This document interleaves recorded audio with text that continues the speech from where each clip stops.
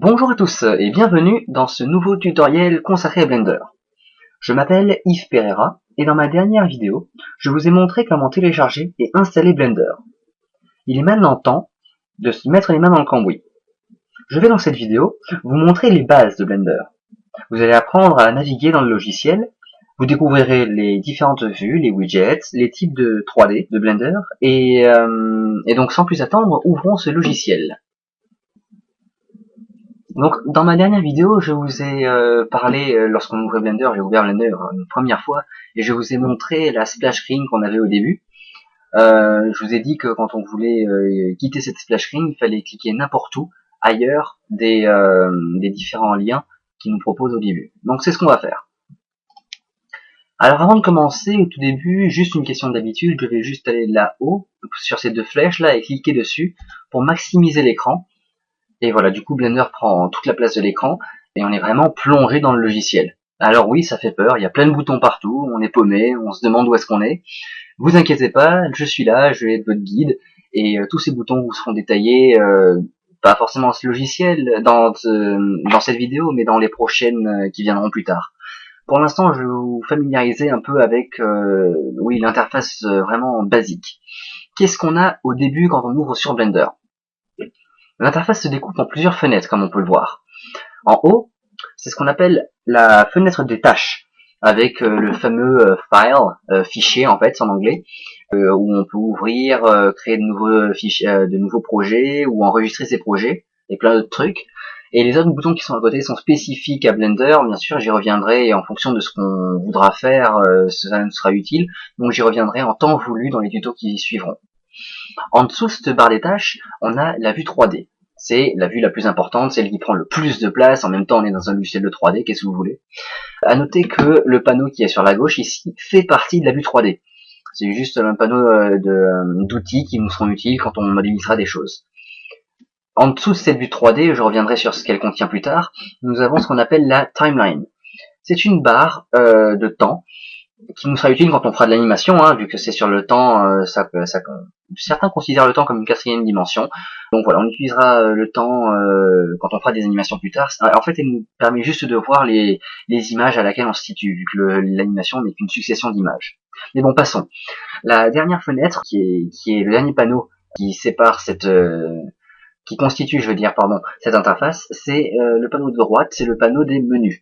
Disons que on va avoir dans Blender différents menus, des sous-panneaux qu'on voit ici là, qui vont nous aider dans différentes tâches spécifiques, suivant qu'on veuille mettre des matériaux, enfin de la couleur à un objet, ou une texture, appliquer une image, ou même d'autres choses, transformer notre objet en fluide, ou enfin, je parle de trucs plus compliqués là, mais tout ça se fera dans les panneaux qui sont, les sous-panneaux qui sont là-haut. Certains feront l'objet de plusieurs vidéos, plusieurs tutoriels vidéo, parce qu'ils sont très complexes, et donc j'y reviendrai à ce moment-là. Pour l'instant, vous n'avez pas vraiment à vous en faire, vous restez sur la petite caméra ici, et je vais commencer par vous expliquer vraiment les bases de Blender, c'est-à-dire la navigation, et les différentes vues, et ainsi de suite. Alors, pour commencer, qu'est-ce qu'on a dans notre vue 3D? Vous aurez tous reconnu le cube au centre de l'écran, un cube de départ, posé sur une grille qui constitue notre plan, avec différents axes. Les axes, vous les retrouver en bas à gauche, peut-être que vous les aurez vus déjà. À côté de ce cube, on a au bout d'un long bâton un truc noir là avec des pointillés autour. C'est la lampe de notre scène, tout simplement la lampe de notre scène. En déplaçant ce point de lumière, on éclaire différemment la scène. Et là, nous avons la caméra, celle qui permet de visualiser en gros l'écran, enfin l'image que l'on veut obtenir à la fin de notre vidéo. Donc voilà, pour me déplacer dans cet espace 3D, c'est très simple. Je maintiens la molette de la souris enfoncée et je déplace la souris dans la vue très naturellement. Ah ben oui, au fait, juste un petit truc, ne prenez pas en compte ce que je suis en train de faire là, je vais juste aller en bas, cliquer sur ce petit bouton, c'est quelque chose que j'ai rajouté moi, ce qui va me permettre de d'avoir les raccourcis ici qui s'affichent. Vous allez pouvoir voir chacun des raccourcis clavier que je tape au clavier et suivre ce que je fais. Donc si j'oublie à un moment de vous expliquer comment je fais telle ou telle chose, ce qui m'étonnerait, vous aurez quand même le raccourci clavier qui s'affichera en bas. Donc voilà, que ce soit la souris avec la molette pour zoomer et dézoomer, d'ailleurs ça me permet de vous l'introduire, ou les clics, ou même les raccourcis clavier, voilà. Donc, comme je le disais, pour se déplacer dans la vue 3D, il suffit de maintenir la molette enfoncée et de déplacer la souris tout simplement. C'est très intuitif, ça se fait très naturellement, et ça c'est fait. Voilà. Maintenant, donc zoomer et zoomer, c'est avec la molette. Alors, je vais passer aux différentes vues dans Blender, parce que vous pourriez essayer par vous-même d'aller en vue de face, en déplaçant voilà avec la molette, ou vue de côté, ou même vue de dessus, c'est la même chose. C'est assez dur d'avoir une vue très précise et très juste. Donc, il existe pour ça des raccourcis clavier, qui sont essentiellement le pavé numérique en fait, ou certains raccourcis qui sont ici dans le panneau View. Mais lorsque on utilise, alors je vais aller dans View et que je vais utiliser le Front par exemple pour face, et ben on se rend compte que oui, notre plan, il est bien, ça constitue une ligne droite, mais quand on passe sur la vue de 3 par exemple, sur le côté, ou vue de 7, tout va bien, on est bien sur la bonne vue de dessus. Mais alors je vous ai montré le déplacement avec la souris, la molette de la souris, mais si on veut se déplacer dans le plan, il suffit de faire Maj et milieu de souris pour se déplacer dans le plan. Et du coup, si on est plus centré, si notre cube est plus centré sur notre écran et qu'on fait vue de face, on n'est plus vraiment vue de face. Le cube est vu un peu sur le côté. Alors pourquoi cela? Je vais vous expliquer. Blender utilise deux types de 3 dimensions. Deux types spécifiques de 3 dimensions. Alors je rappelle encore une fois, une petite parenthèse, pour se déplacer comme ça dans le plan, il suffit de maintenir la touche Maj enfoncée en même temps que la molette de la souris. Donc, Blender utilise deux types de 3 dimensions, la 3 dimensions en perspective, comme vous voyez en haut, User Persp, et l'autre c'est orthographique. Donc vous voyez en orthographique en haut. Pour passer de l'une à l'autre, j'ai juste à appuyer sur la touche 5. Et vous voyez qu'il y a bien une différence. Alors après, quelle est cette différence? Dans les deux cas, je vois bien de la 3 dimensions, moi. Mon cube est toujours en relief. Alors, la première, la vue perspective qu'on a de base, utilise un algorithme simple de point de fuite, ce qui veut dire que si on zoome et que je vous sélectionne, que je vous prends seulement les deux arêtes qui sont ici, là, hop, et bien ces deux arêtes, si on les prolonge à l'infini, se couperont en un point. Comme si vous aviez, je sais pas moi, vous vous tenez sur une route droite, la route est droite, et elle s'étend tout droit devant vous jusqu'à l'infini. Eh bien, vous avez l'impression normalement qu'à l'horizon, les deux bords de cette route se rejoignent en un point. En fait, cette vue perspective se rapproche le plus de ce qu'on voit nous en réalité, enfin de la réalité de ce qui nous entoure autour de nous, et ce que voit notre œil. C'est pour ça que le parallélisme n'est pas gardé, qu'on a l'impression que plus les objets sont loin, plus ils se réduisent, plus ils se rétrécissent. Voilà, c'est l'objectif principal de cette vue 3D, de ce type de 3 dimensions. La deuxième, la perspective orthographique, enfin la vue orthographique, elle garde tous les parallélismes, les distances. Cette arête sera de même distance que celle-ci et sera parallèle à celle-là. Ce type de 3D, on l'utilise souvent en mathématiques, quand on étudie la géométrie dans l'espace, ou quand on fait de la 3D tout simplement comme ça. On travaillera souvent avec ce type de 3 dimensions, parce que c'est le plus pratique à se visualiser. Quand on visualise la 3 dimensions, c'est celui qui est le plus instinctif, le plus intuitif pour visualiser en fait, tout simplement. Donc et on remarque maintenant que si on va en vue de face, de côté ou même de dessus, même si notre cube n'est pas centré, on aura toujours une face parfaite, enfin quelque chose de parfait. De plus, comparé à la vue perspective et orthographique, il y a autre chose qui se passe, c'est que on a un quadrillage qui apparaît sur le fond derrière. Tout ça pour dire que comme on travaille dans cette vue, le quadrillage nous sera utile pour incrémenter, enfin avoir une unité de mesure quand on fera nos travaux, qu'on voudra calculer la distance, enfin l'agrandissement ou autre chose de nos objets. Donc voilà pourquoi apparaît ce quadrillage derrière. Je reviens donc aux vues. Les 3 vues principales les plus utilisées sont la vue de face avec 1, la vue de côté droit avec la touche 3 et la vue de dessus avec la touche 7. On peut accéder à ces différentes vues dans le panneau View qui est en bas ici. Alors il y a plein de boutons qui servent pour l'instant à rien pour vous, mais ce qui nous intéresse c'est ceux ici. On a la vue caméra, la vue de dessus, de dessous, de face, de dos, droite et gauche. avec à chaque fois les raccourcis clavier qui sont indiqués à côté. Alors la vue de caméra, c'est la vue 0. Celle, lorsque vous allez en vue de 0, vous changez automatiquement en vue de perspective. Blender vous met automatiquement en vue de perspective, car la vue 0 c'est la vue de caméra, donc elle est délimitée par ce bord, et elle montre ce qui sera affiché lorsque vous ferez un rendu, lorsque vous réaliserez une image. Et lorsque vous voulez réaliser une image, en général, vous voulez que ce soit le plus réaliste possible. C'est pour ça que Blender se met automatiquement en type vue 3D, vue perspective 3D. Donc voilà, pour sortir de la vue caméra, il suffit de faire un clic de molette ou tout simplement appuyer encore une fois sur 0.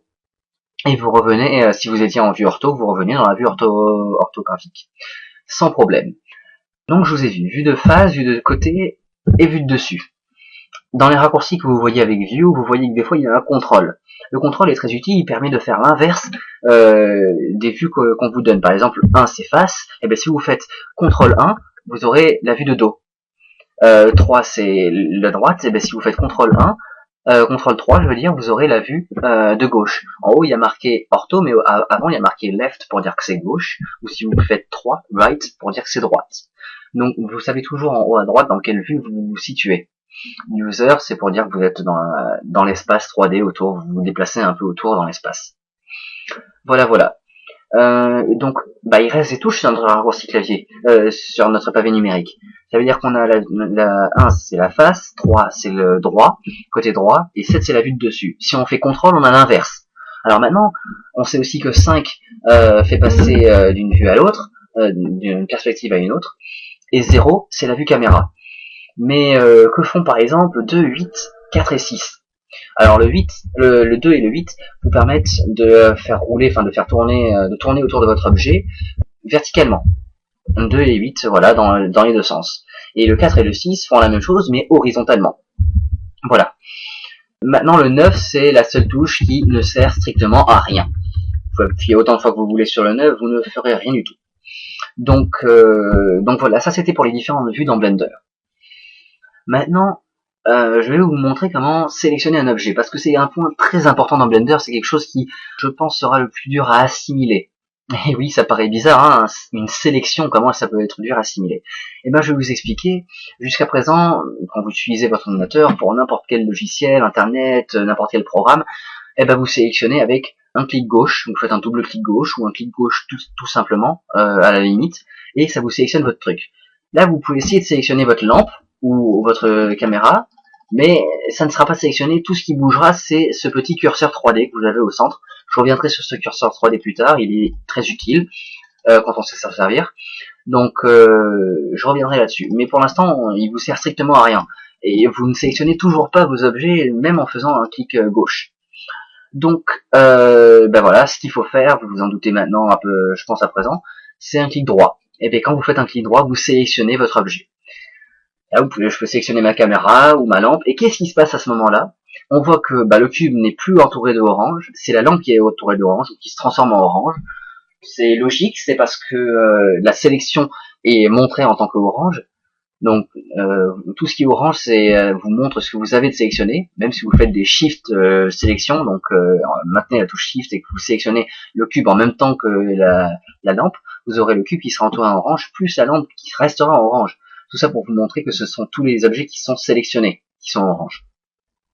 Et de plus, vous avez ces flèches, enfin une sorte d'axe sous forme de flèches, qui se déplacent et qui ne sont plus au centre de l'espace, mais qui sont sur la sélection. Et voilà, ils se sont déplacés. Alors ces flèches-là, je vais vous les détailler maintenant. Ça s'appelle des widgets.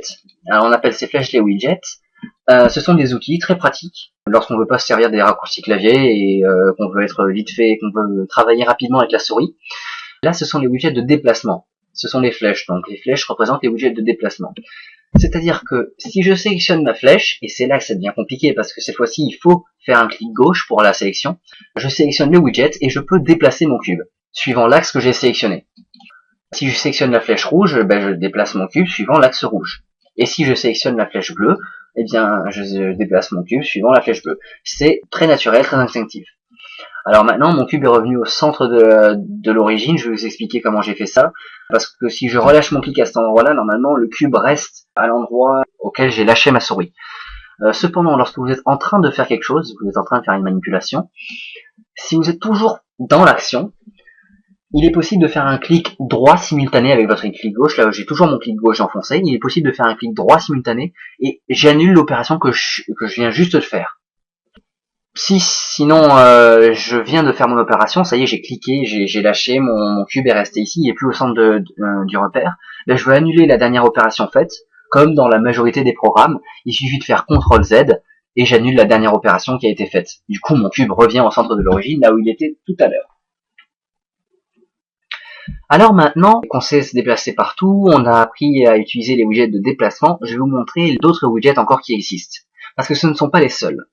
Les widgets, vous les avez listés ici, dans ce petit menu là avec plein de petites icônes. Alors pour l'instant, les flèches sont encochées, mais vous avez aussi les widgets de rotation. C'est le même principe, hein. Vous avez des arcs de cercle, vous sélectionnez l'arc de cercle que vous voulez, et vous allez tourner autour de l'axe défini.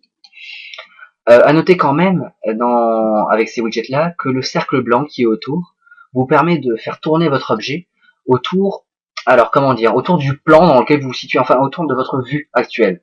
Donc là, je suis dans l'espace 3D, et donc j'ai pas vraiment d'axe défini, mais je veux tourner autour de ma vue, autour de l'axe qui est perpendiculaire à moi, enfin comme mes yeux, enfin le voient.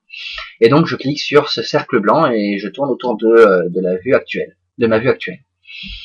Voilà. Enfin, les derniers widgets que l'on peut obtenir, c'est ceux-ci. Ce sont les widgets de redimensionnement. Il suffit de cliquer dessus et de redimensionner le cube suivant l'axe défini, encore une fois. Tout ça, c'est très simple. Et puis, je peux même faire des combos de widgets si je veux, en maintenant Shift enfoncé et en sélectionnant un deuxième widget. Les flèches, par exemple. Redimensionnement et déplacement. Voilà, là, je peux non seulement redimensionner mon cube, mais aussi le déplacer. Très simplement. Vous noterez dans mes prochains tutoriels que j'aime beaucoup travailler dans ce mode de Blender avec ces deux widgets d'encocher en même temps. Voilà. Mais vous me direz, il y a un widget que je n'ai toujours pas annoncé et défini, c'est les trois flèches, là, les axes qu'on a ici. Eh bien, ces axes permettent juste de visualiser ou de faire apparaître ou disparaître les widgets. Donc voilà. Je pense que je vais arrêter ici pour aujourd'hui. J'espère vous retrouver dans un prochain tutoriel. À bientôt.